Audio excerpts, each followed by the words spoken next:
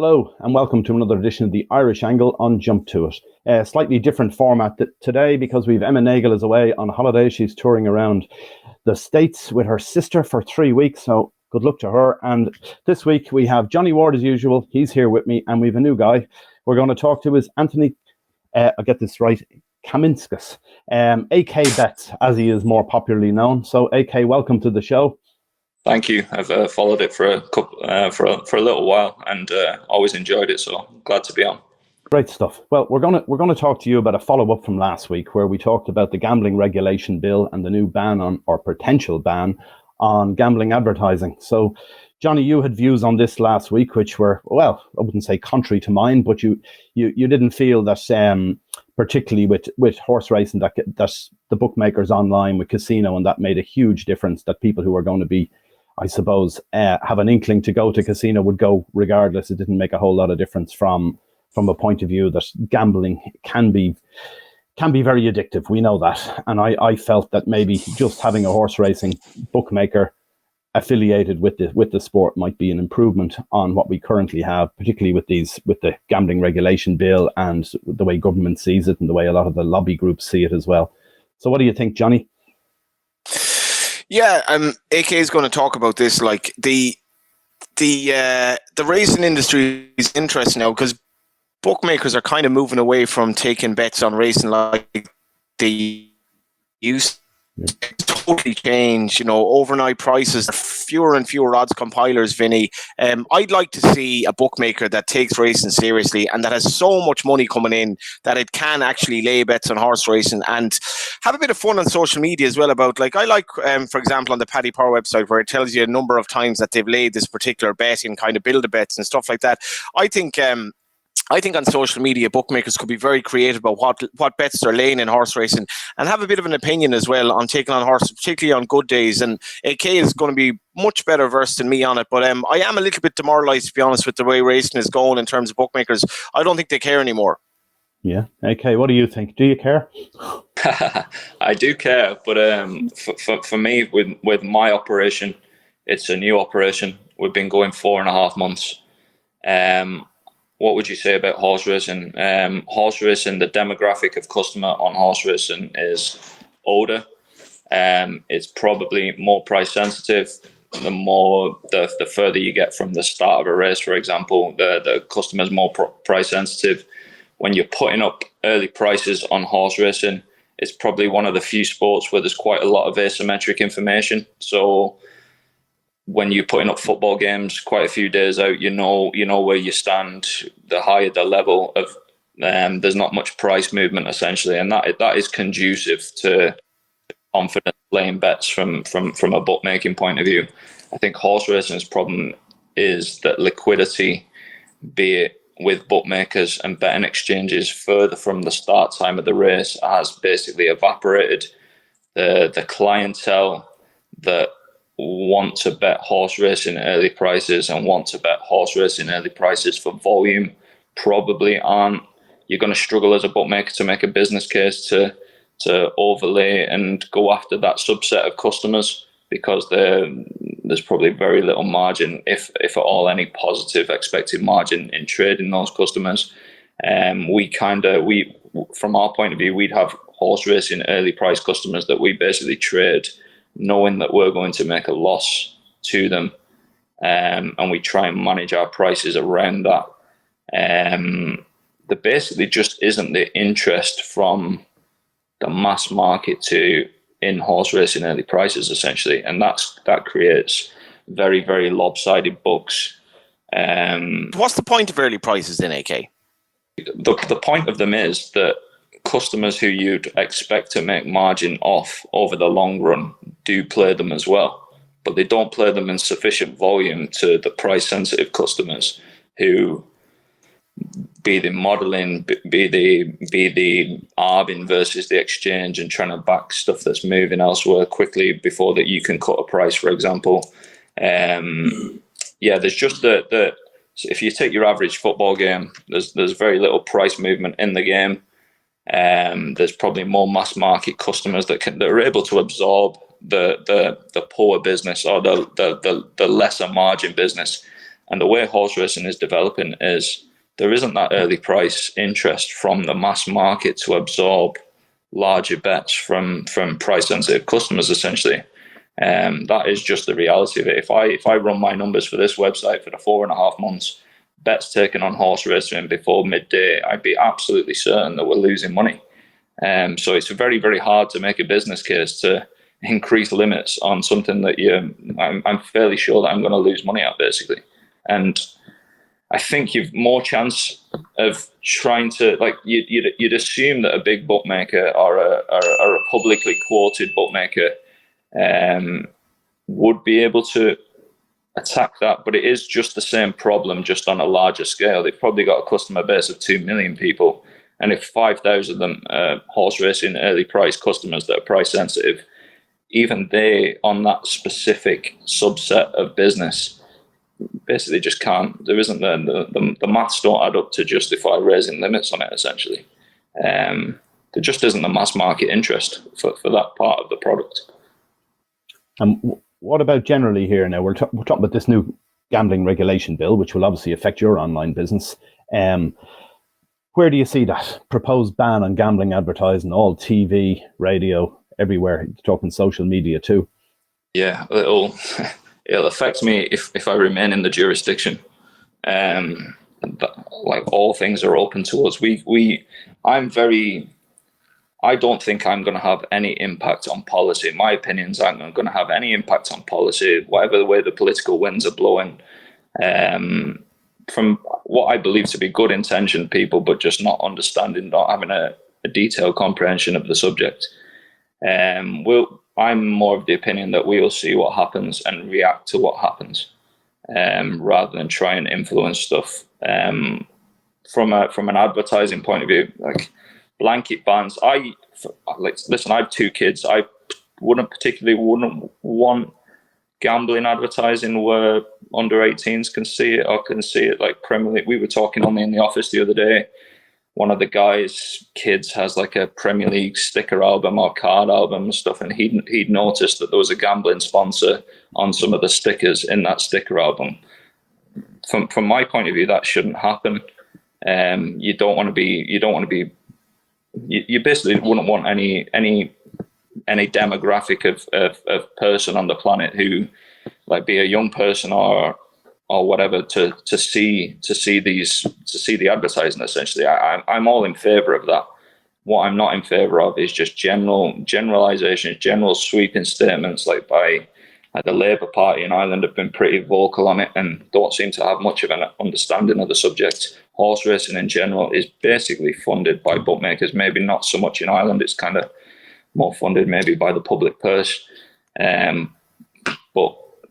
horse racing exists in the UK and Ireland primarily as a betting sport. You remove the betting element and it goes back to the 1700s, where 2 rich guys basically gallop the horses in the field. You might say that's kind of like the Curragh anyway, but that's kind of the way it'll go. I don't know what the solution is. I think the people that are they're coming from it from a problem gambling perspective. Listen, I understand that. I think as an industry, the corporate bookmakers probably made plenty of mistakes, and the times were good, and they're probably making those same mistakes, or if we still want to call them mistakes, in other jurisdictions around the world. But I think blanket bans of anything, people, you go down the route of we'll just ban gambling totally. Like, I don't know what the solution is.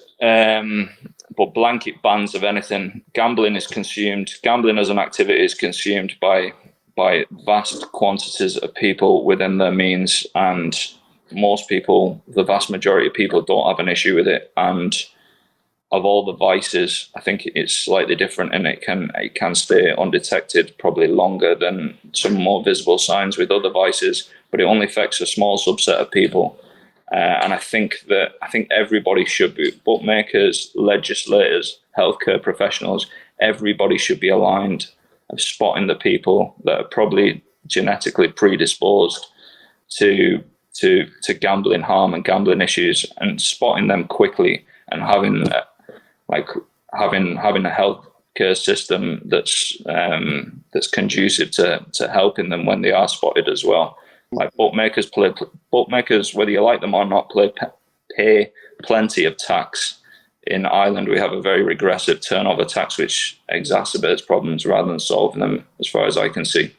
But yeah, spot people that have issues early, and treat them essentially, and allow the 99.4% of people that can enjoy it within their means to carry on enjoying it. Because if you outlaw it, you ban advertising, you force it underground, it's still going to be there. Prohibition doesn't work on activities where the vast majority of the population want to engage in them. So that'd be my opinion. Yeah, I think the booze isn't a bad kind of analogy as well, because like we've a strange attitude inbuilt in our society, Vinny, where it's all right to drink and get pissed or whatever, but you're not treating booze as if everyone has a drinking problem. And like, I mean, I say, for example, I backed the favourite in the Oaks at even money on Saturday, and I backed it actually with a colleague of Anthony's, because I've just stopped betting with bookmakers pretty much because it's a complete waste of time. So that money basically was denied from the bookmakers.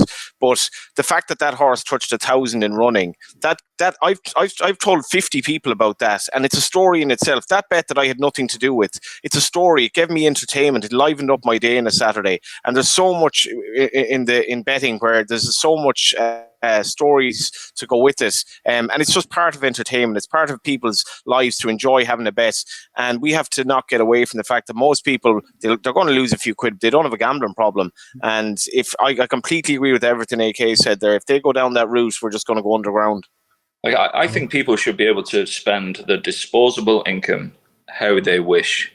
Like, my wife likes handbags. Like total waste of money as far as I can see. My sister-in-law, you want to see what my sister-in-law has paid for Taylor Swift tickets this last weekend? Yeah, my daughter doing the same. Yeah, yeah, exactly. Like, it's people want to spend the disposable income how they can. Gambling for maybe some ills of the past and how certain operators might have behaved it's kind of gone from very little oversight from a problem gambling and regulatory point of view to it's the pendulum has swung totally the other way.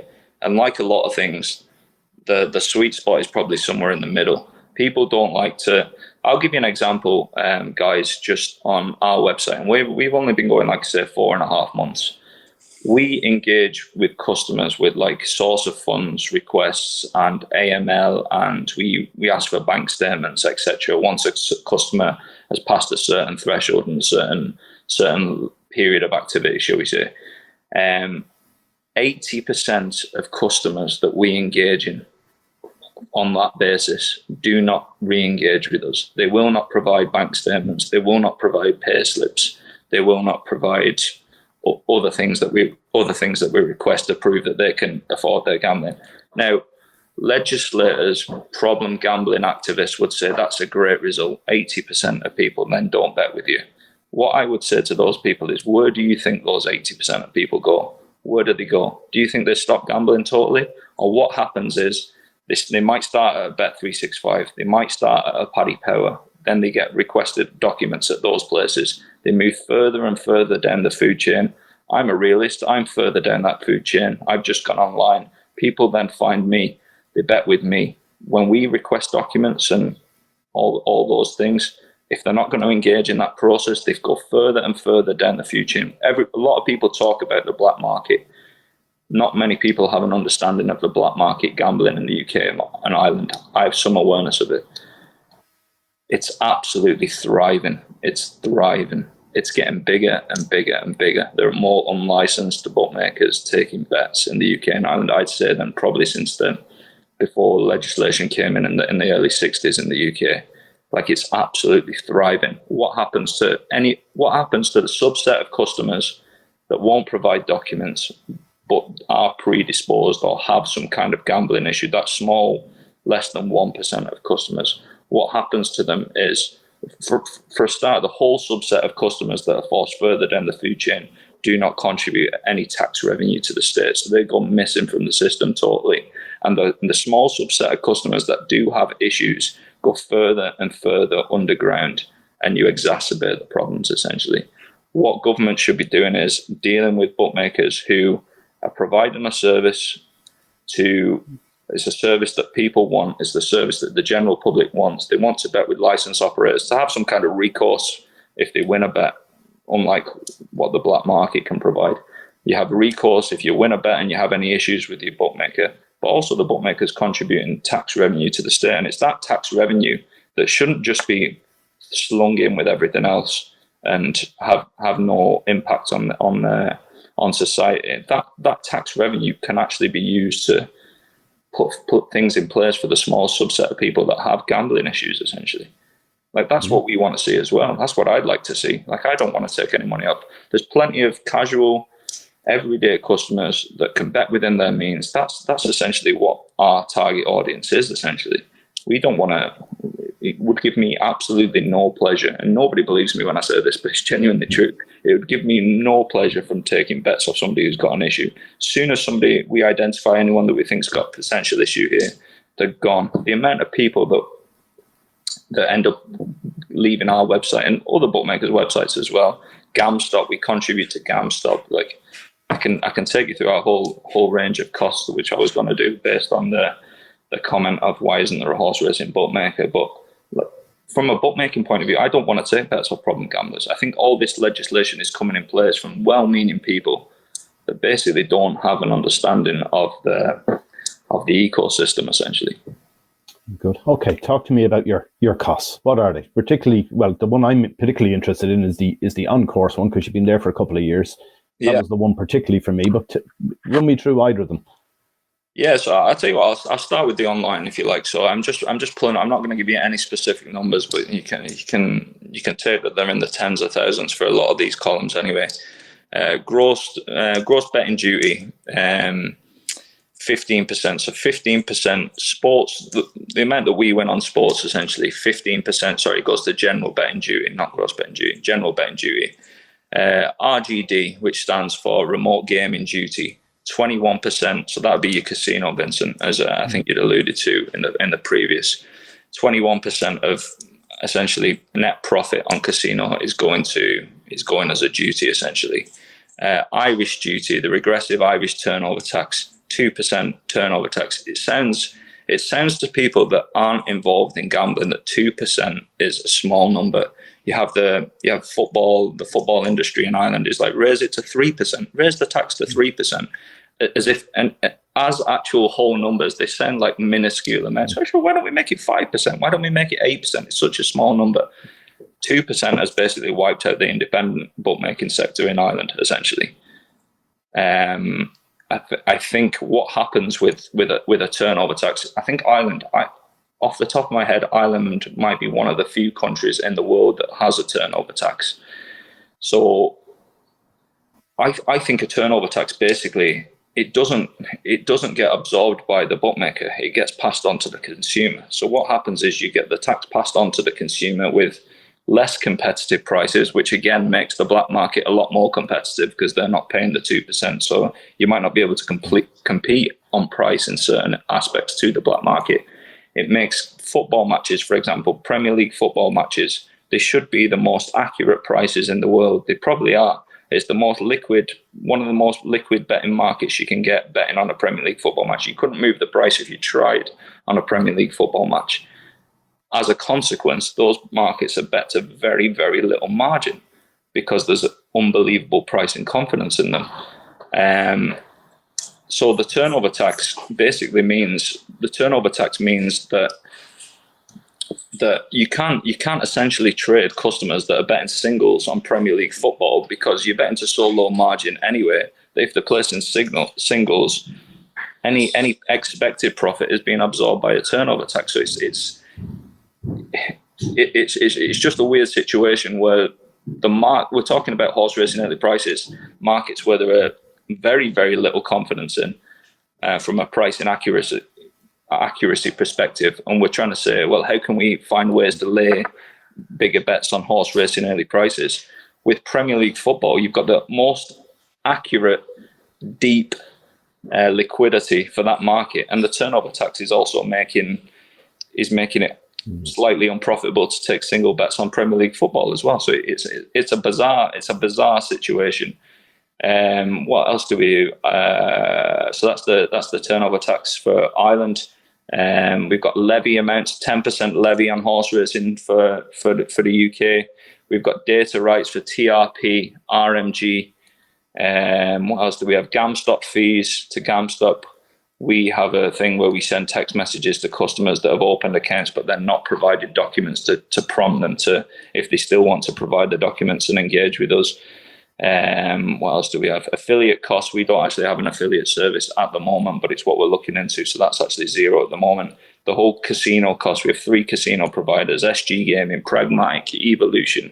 Cost associated with all those. Payment processing costs, an unbelievable cost, just actually taking money off customers and then paying them back. The payment processing costs, huge. The platform costs to run the platform, like you're talking a very, very large 5-figure sum. So we have all these costs, and I do personally myself, the wages of everyone that I employ, all these costs, and then going back to the point of trying to trade early prices and trying to like it's a tough sell to me. Just wait till Johnny grabs his violin there for a second. I'm just trying to no, and I wouldn't ever expect that as well. Listen, if it doesn't work for me, I'll pull the plug, and it's market forces at the end of the day. It's there's no if it works for me, it's going to be great for me. If it doesn't work for me, I have to reassess my whole options, and I don't need any sympathy on that point. But I'm just trying to convey to people that are just like, oh, what? Just raise limits on early prices. I can't get on early prices. That, like, we have. Not only do I have to. But I suppose all these costs, really, they're a barrier to entry, aren't they, for a new startup within the online business? That's why the big corporates are getting bigger and bigger, because they can afford all those setup costs. Whereas for someone like you, it's a big jump, isn't it? Absolutely huge. And what there's probably still at this point in time bigger bookmakers than me on course that won't take that leap into online, maybe because they don't understand online. I mean, they're a little bit older, whereas I come from an online background. But yeah, the barriers to entry. Listen, you're sinking 7 figures into it to get it going, basically, and to maintain it. So it's not to be done lightly.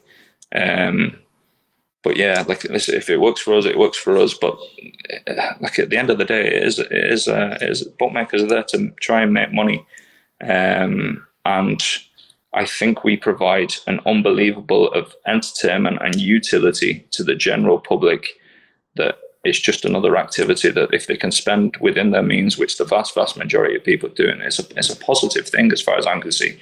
Well, let's switch over to your on-course business, which is where you started. You're there over 2 years now, and you're very prominent in the sense you're talking to me about before we came on air about Galway next week. You're going to have 3 pitches at Galway.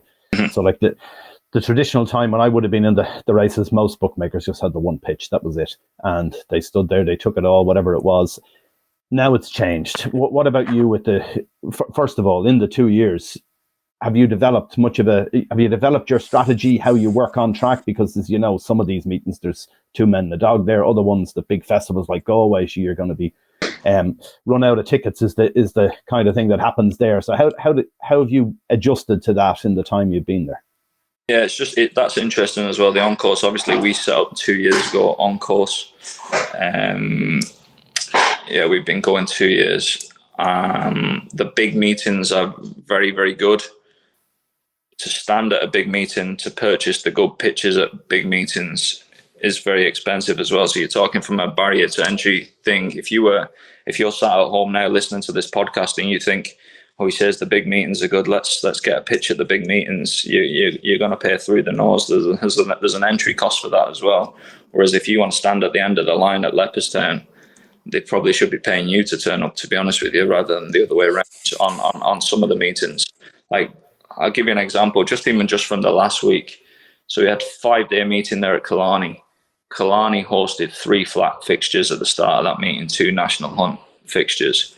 In general, the general public just do not turn out for flat racing in Ireland, just full stop. we have two of the better pitches in Killarney, right at the end of one of the lines, the on the racecourse line, essentially. Good location, two pitches. On the Monday fixture, we took, so we'll hark back to costs here now, just before I tell you what our turnover was for that meeting on the Monday evening. We have pitch fees. So when you turn up at the racetrack, for us, we're a Dublin-based bookmaker. So my team of guys, there was sent 3 guys down there. So 3 guys' wages for the week. You're talking about $2,500 to send lads down there. Your accommodation on race weeks is expensive. So we'll say Tell me about it, yeah. Probably slightly more than that anyway. So you're talking, let's say $3,500. Lads want feeding when they're down there.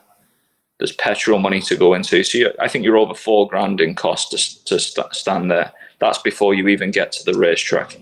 When you get to the racetrack, your pitch fees are 5 times entry, no matter what the day is. Whether it be Galway, where they're going to get 25,000 people through the door, or whether it's Gowran Park, when just the woman selling bloody chocolate bars is there and a couple of other lads. It's 5 times entry fee. So I don't know. I didn't even check what it was to get into Killarney. I'm going to say 20 quid. It's probably slightly more, but I'm not sure. So 5 times entry fee, 2 pitches, 200 quid. We were there for 5 days. That's another grand. So you're probably talking $5,000 to stand there for the week.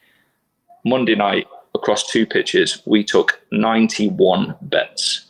Turnover 2,200 quid. If you're running at about an expected margin of 10%, which is what we try and work off and try and get to that number, our expected margin for that Monday night fixture is 200 quid. So I need to find another 4,800 quid to break even for the week after day one. They're the numbers we're betting to on the track at quiet meetings. Now, and Killarney wouldn't be considered that quiet. It wouldn't be as bad as a Thursday in Clonmel or something, I'd imagine. Yeah, well, I haven't had that pleasure, and I don't think I will. But the flip side of that would be the Friday, the 2 meetings at the end of the week were national hunt. People go national hunt racing, especially doing Killarney. The Friday also coincided with Ladies' Day. We took 10 times as many bets on that day as we did Monday. We took 1,135 bets on the Friday and turned over 20 grand. Our 10%, we get the 2 grand. We're expected to win, whether we do win or not. We're expected to win about 2 grand from that business. Is the way we'd work it. So we need crowds through the door. I think what racecourses could do, you see the tracks, it's kind of embarrassing, the betting ring at some of the smaller meetings, because it's embarrassing because the crowds aren't there. And then we have examples like the Curragh Oaks Day. You think Oaks Day is a big day, it's a big betting day. Johnny's told us about his bet already there on the race. We turned over 1,258 quid on Oaks Day for 51 bets, betting to 1.5% a runner. So that's our expected margin for the meeting was €120, 22 cents. That's unbelievable. 120 euros at the Curragh on Oaks Day is our expected margin. That's before you factor in costs. We're turning up there for brand recognition. We're not turning up there to win money. God knows how much it cost him for Oaks Day. I'm going to guess 30 quid, but it could be more than that. 5 times entry, you're 150 quid there already. Your wages for the guy who turns up, we can only send one guy, can't justify anymore. Whatever that is, 150 quid, petrol, food. We're turning up at the Curragh essentially for brand recognition, that people might see us at the Curragh and then open an account online. It's not a viable business essentially, and that's Oaks Day in Ireland. That's the situation we're in. And you're talking about there. I've mentioned this before in a blog I wrote a couple of months ago about that entry fee you pay, 5 times the entry fee to stand up as a bookmaker at track. That should be linked to crowds, shouldn't it? 100%. 100%. You can talk about, I don't know if we want to give my opinion on crowd, actual official attendance figures, but sometimes they can seem slightly inflated from what we can see anyway. But yeah, it should be linked to crowds, should be linked to the people you get through the door. Like in greyhound racing, they were paying bookmakers in England to turn up at bags tracks to return SP because there wasn't a crowd there having a bet to justify the SP essentially. I think at Mullingar, some of the tracks that appear on the SIS service, the bookmakers get paid to attend because there's basically not going to be a crowd to shape an SP essentially. That's kind of what it should. Now, although we aren't shaping SPs on course anymore, we can talk about that if you like, but there's no justification for charging 5 times entry to get into Gowran Park on a Wednesday where there's nobody there. In the height of summer, it could be 25 degrees at Gowran Park in the summer on a Wednesday for a flat card, and there is nobody there. There's nobody there, and I can get that if you read my tweets, it can come across as, even listening to me now, I can come across as slightly dour, slightly. I'm actually not that negative, but I think there's a lot of brushing issues under the carpet, and he's the guy, he might be the guy, those lads mourn about this. Well, we're actually invested it suits us to work with tracks to get people through the door. I think racecourse bookmakers are kind of treated like seconds. I love Galway, but we're kind of treated like second-class citizens. This year's the first year, and we've only been there a couple of years. Galway won't let us they won't let us bring our gear into the track this year. Basic things, like absolute basic things. There's always been issues with that. I know myself from down the years in the betting ring, there was always issues with that, having to come in so many hours before the meeting started and waiting until whatever time after to come back in with your cars. Yeah, this year in particular at Galway, they won't let us turn up at any point on the day. The day before we could go in last year, that seems to have disappeared this year. It's not so bad for us because my team are probably, for betting ring people, are quite relatively young. They're probably late 30s, 40s. You've got guys there that are late 60s, 70s. That gear it's not light. There should be a little bit more. I think there should be a little bit more just general respect for bookmakers. They bring an unbelievable amount of colour when there are people there, and I don't know a single person that goes away from a racecourse and is very, very happy and eulogising about the experience they've had betting on a tote or betting in the racecourse bookmaking shop. It's all about the betting ring, the characters, and it might not be what it once was, but there's still something there, and it brings people back. And Irish racing and racing in general should be celebrating it. What do you think, Johnny? The betting ring it's an important part of a day at the races, isn't it?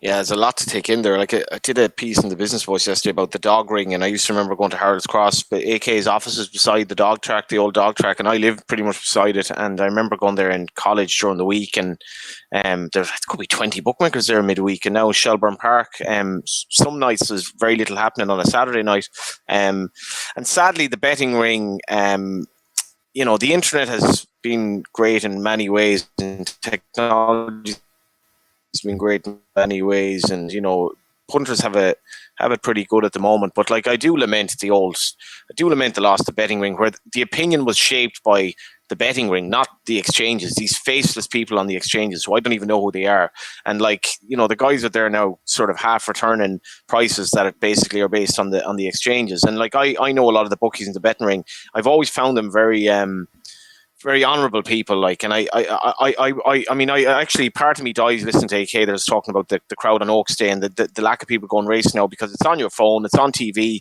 you can bet on your phone, you can get 5 each way places, you can do all these things without going racing. And I used to love going, I still think it's one of the best buzzes of gambling when you go to the dogs and you see Ted Hegarty taking on a dog last minute, where he's literally putting his opinion on the line here. And the betting ring used to be like that. The legends who would take on the likes of JP McManus and who would take an opinion on a race, that's all gone now. And I think, again, AK, I think you're being totally fair what you say. I don't particularly like the way bookmakers are treated sometimes by racetracks. I think they do add colour, and it's a long, long day.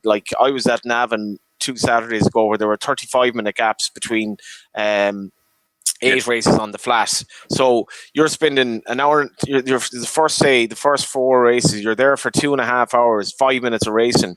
And the betting ring is part of the attraction of the rest of the time there. And I do feel that they need help, because it's a very, very hard sell with price at the moment. But a part of me knows that bookmakers had it too good down the years, where they had massive over rounds and they could kind of do what they want. But also part of me, Vinny, I really do miss that betting ring. I came to the tail end of it, and it was a magical place in many ways. No, I know. When I grew up, it was some melting pot of everything. But just going back to that, AK, what do you do when you stand up in your Killarneys or the Curragh or whatever? Are you using the exchange to trade off all the time on almost everything you do, or you just hold everything and see where you are coming to the off? How does that work? We've kind of, hand on heart, we've kind of slightly altered our policy of late. So the last couple of years, well, all the time we've stood on track, we just basically used to take everything and hold it. And that set might sound impressive, but it was probably a lot more impressive when David Hyland was doing it 20 years ago. And taking everything, holding it now is not as impressive as you might think it is. It's like the vast majority of meetings, I don't even care what wins, because it's just not going to move the needle at all. Like, I'm not even watching the races. Essentially, it just is what it is. Of late, given the amount of people that are coming through the door seems to be dwindling, and it's kind of harking back to the same principles as the early price conversation we had earlier. Any bet that I lay of 200 quid and above between the price points of 5 to 1 and 16 to 1 tends to be fairly live. They pop off in front and they're immediately half the price that we've laid them. And then this is genuinely not just bookmaker mourning about a couple of results. This is just the trend we see. I think what we're seeing is, as the crowds dwindle and probably the casual turnover is probably less, we're seeing that we're probably holding more money from people who the owners that go racing on the day are probably, if you own a flat horse and it races 14 times this year in Ireland and you go racing 2 of those days, you're probably going to pick the 2 of those days the trainer's like, this is we fancy him today. Like, you're not going to, you might not be driving down to Mallow, a 3-hour drive, and just and you don't really fancy yourself that day. We don't lay your horse that day. We'll lay it when it's fancied. So I think the percentage of our turnover is probably more. It's essentially sharper business. The larger percentage of it is getting sharper and sharper, basically, and also the point, alluding to the point as well, that people struggle to get onto any kind of volume online anyway. So that's where you're seeing the sharper business migrate into the racetrack anyway. But yeah, how's the exchanges? Sorry, I don't want to be too down as well on the betting ring, because on the big days, especially, and even just the medium days, it's brilliant. I still love it. I still love going. I'm really excited for Galway. Like, we'll have favs for 5 figures in every race at Galway, and second favs for a couple of grand, and you might lay a monkey each way on a 14 to 1 shot as well. So you're looking at it's interesting. You're actually going to watch the result and sweat the favourite winning or not, and that kind of thing. The bad days are bad. They're really bad, and I think that can leave a sour taste in the mouth just from. Yeah, I don't know. Just the overall impression of it. Like I was saying, we're having a rejig of what we're doing from roundabout now. For example, we wouldn't have gone to the Curragh on Sunday if it was on. We were just going to check it in. Yeah. I presume there were Group 1, Group 2 races that day. I didn't. Group 2 and Group 3. Yeah. Exactly. So like we would have just jacked it in. We weren't going to go. Our Bookmakers Association, in their wisdom, have decided to sponsor at the Curragh in August, and to try and help with the crowds. And yeah, like, bookmakers on the rails at the Curragh will go to Kilbeggan that day. We'll give you some idea of the crowd in the Curragh that's expected. So yeah, I don't know, like, there's depressing days, but like the good days are really, really good and really buzzy, but it's very, very hard. If you're bringing a friend racing, there's a lot of days in the calendar that you're just not going to bring them, because if the tracks get them through the door, it's not that enjoyable, I don't think, as a selling point. Whereas the big days are really, really, really good. Yeah, and with the new Meteorites deal that Horse Racing Ireland brokered on behalf of the race courses there recently, which there was a bit of problems with for a while, but it's all settled down now.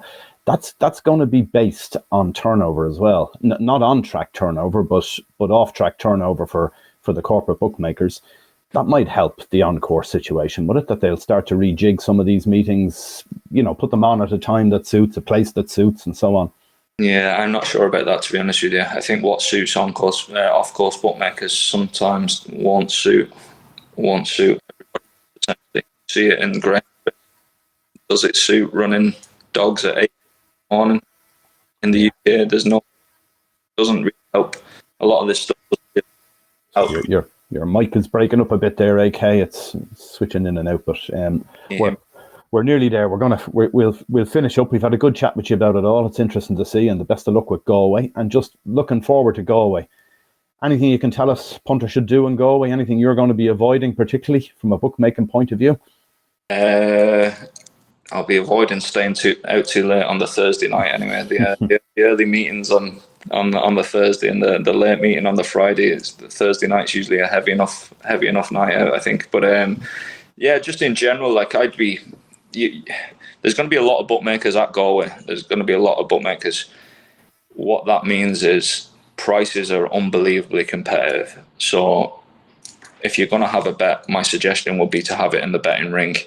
You're going to get lads cutting each other's throat trying to lay horses, and the atmosphere is unbelievable. Like if we from a betting point of view, I do the odd bet myself. If we want to have a bet in a race at Galway, we kind of don't, because you can't get across the betting ring quick enough to get back. It's kind of, there's that many people there. It's absolutely hopping. So I'd suggest get down to the betting ring. You'll be serviced by a lad that's dragged his own gear up to the pitch and set it up. His prices are his own. He's betting out of his own pocket. I think it's absolutely clash. The value you'll get is unbelievable. Bet in the betting ring at Galway for sure, and come along, have a good time, and yeah, all good. All right, Johnny, come on, give us a horse, Johnny, for Galway, that someone can get a few quid off AK if they happen to see him in the ring.